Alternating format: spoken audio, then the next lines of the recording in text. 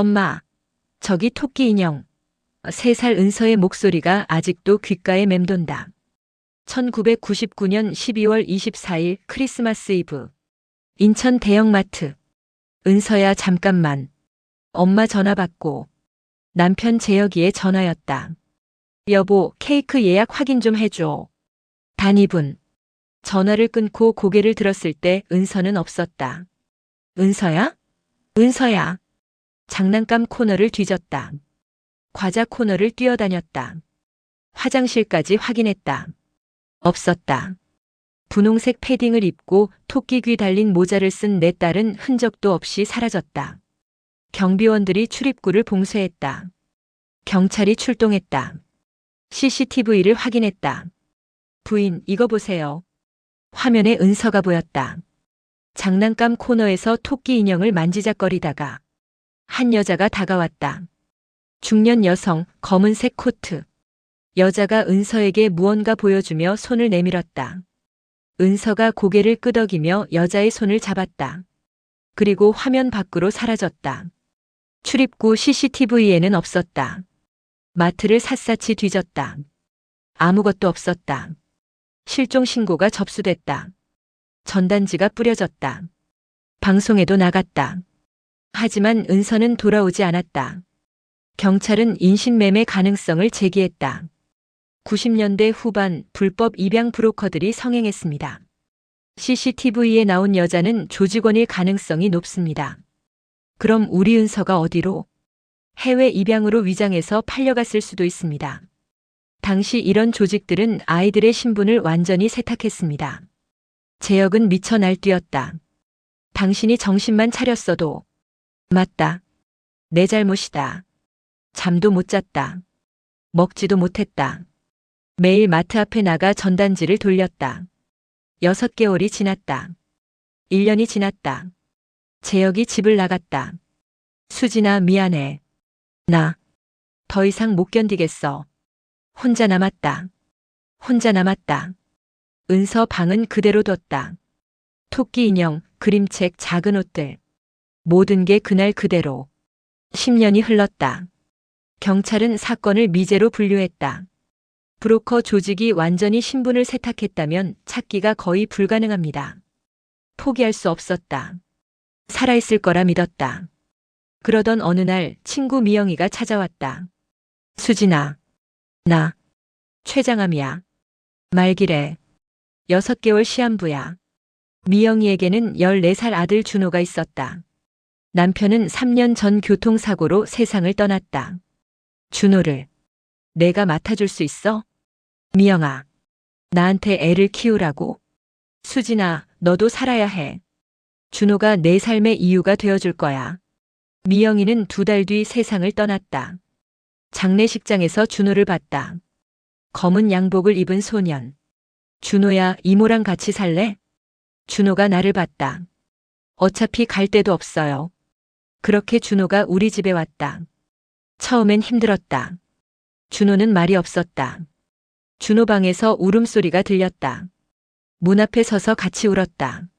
3개월쯤 지났을까. 이모, 오늘 수학시험 90점 맞았어요. 엄마한테 자랑하려고 했는데. 나는 준호를 안았다. 이모한테 자랑해. 그날부터 준호가 조금씩 마음을 열었다. 집에 웃음소리가 돌아왔다. 준호는 공부를 정말 열심히 했다.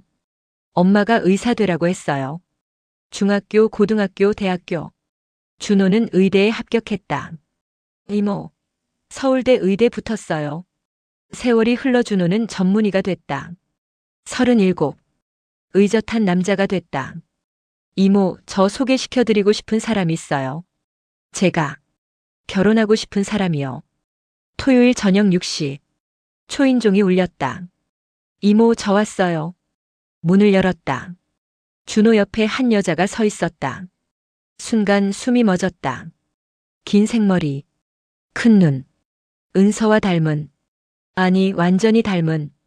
안녕하세요, 저는 이서윤이라고 해요. 어서 와요. 떨리는 목소리로 말했다. 이모, 서윤이 어때요? 예쁘죠? 거실로 안내하며 서윤을 훔쳐봤다. 28 정도로 보였다. 식사를 준비했다. 갈비찜, 잡채, 각종 나물. 와, 맛있겠다. 감사합니다, 이모님. 셋이서 식사를 시작했다. 서윤 씨는 어떤 일 하세요? 초등학교 교사예요. 2학년 담임이에요. 아이들 가르치는 게 너무 좋아요. 그 말에 가슴이 철렁했다. 은서도 선생님이 되고 싶어 했었다. 부모님은 뭐 하세요? 서윤의 표정이 굳어졌다. 부모님이 안 계세요. 저 고아예요. 어릴 때 고아원에서 자랐어요. 손에 쥔 젓가락이 떨어질 뻔했다. 몇 살 때부터요? 3살 때요. 그 전 기억은 거의 없어요. 3살. 은서가 사라진 나이. 어느 고아원이었어요? 인천에 있는 사랑의 둥지라는 곳이었어요. 인천. 은서가 사라진 곳. 심장이 미친 듯이 뛰기 시작했다. 제가 물 가져다 드릴게요. 서윤이 부엌으로 갔다. 그 뒷모습. 왼쪽 다리를 살짝 절뚝이는 걸음걸이. 은서도 그랬다. 서윤 씨 혹시 고아원에 어떻게 가게 됐는지 아세요? 원장님이 말씀하시길. 한 여자분이 저를 고아원 앞에 두고 가셨대요. 쪽지가 하나 있었는데 이 아이를 부탁합니다라고만 적혀 있었대요. 언제요? 1999년 크리스마스 이브 밤이었대요. 세상이 멈췄다. 1999년 크리스마스 이브. 은서가 사라진 그날. 혹시 당시에 입고 있던 옷이나 가지고 있던 물건 기억나세요? 분홍색 패딩을 입고 있었대요. 토끼 귀 달린 모자도 쓰고 있었고요. 숨을 쉴 수가 없었다. 혹시 몸에 특별한 흉터 같은 거 있어요? 서윤이 오른쪽 팔을 걷어 올렸다. 팔뚝 안쪽에 작은 초승달 모양 흉터. 초승달 흉터. 은서. 내 딸 은서. 저기. 화장실 좀. 자리에서 일어나 화장실로 뛰어갔다. 은서. 은서야. 눈물이 쏟아졌다. 다음 날 참을 수 없어서 고아원을 찾아갔다. 원장님, 저 25년 전에 딸을 잃어버렸어요. 혹시 1999년 크리스마스 이브 밤에 여자아이가. 원장님이 고개를 끄덕였다. 기억합니다. 그날 밤 늦게 고아원 문 앞에 아이가 있었어요. 3살쯤 됐고 분홍 패딩에 토끼 모자를 쓰고 있었죠. 경찰에는 신고 안 하셨어요? 했습니다. 하지만 경찰이 와서 확인했는데 이상한 일이 있었어요. 무슨 일이요? 아이 옷에서 쪽지가 하나 더 나왔어요. 이 아이는 고아원에 맡겨졌습니다. 실종 신고와 연결하지 마십시오라고 적혀 있었어요. 뭐라고요? 브로커 조직이 쓴 것 같았습니다. 당시 경찰도 조직 범죄로 의심했지만 아이 신분을 확인할 방법이 없었어요. 아이는 자기 이름도 기억 못했고 옷에 이름표도 다 뜯겨져 있었어요. 그래서 그냥 고아원에. 죄송합니다. 당시에는 그게 최선이었어요. 경찰도 브로커 조직을 추적했지만 실패했고. 혹시 당시 자료가 남아있나요? 네, 보관하고 있습니다. 원장님이 오래된 파일을 꺼냈다. 거기에는 어린 서윤의 사진이 있었다. 분홍 패딩을 입은 아이. 은서였다. 집으로 돌아와 은서 방으로 갔다. 서랍에서 은서의 머리카락을 꺼냈다. 예전에 병원 검사할 때 보관해둔 것이었다. 며칠 후 준호가 서윤과 함께 또 집에 왔다. 식사 후 서윤이 사용한 컵을 조심스럽게 비닐봉지에 담았다. 월요일 DNA 감식센터를 찾았다. 모계관계 확인 검사를 하고 싶은데요. 은서의 머리카락과 서윤의 컵을 제출했다. 일주일 후에 결과 나옵니다. 가장 긴 일주일이었다. 드디어 결과가 나왔다. 손이 떨려서 봉투를 열기가 힘들었다. 모계 일치 확률 99.99%. 주저앉았다. 은서야. 내 딸. 은서야. 울음이 터져 나왔다. 25년 만에 찾았다. 전화기를 들었다. 재혁의 번호. 25년 만에 거는 전화. 여보세요? 재혁 씨. 저 수진이에요. 수진? 무슨 일이야? 은서를 찾았어요. 침묵이 흘렀다. 뭐라고? DNA 검사 결과가 나왔어요. 은서예요. 우리 딸이에요. 지금 어디야?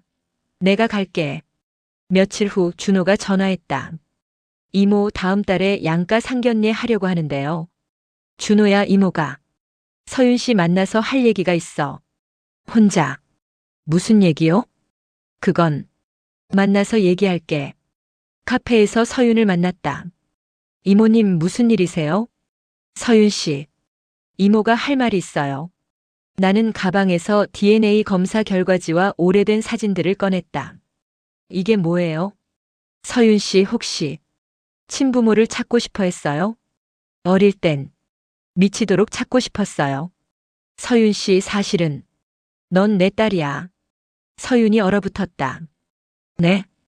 25년 전 크리스마스 이브 인천 대형마트에서 잃어버린 내 딸. 그게 바로 너야.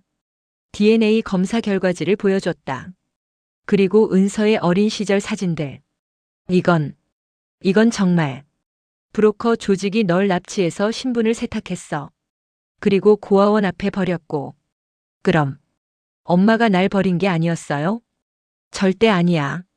엄마는 25년 동안 단 하루도 너를 잊은 적이 없어. 서윤이 울기 시작했다. 엄마. 나는 서윤을 끌어안았다.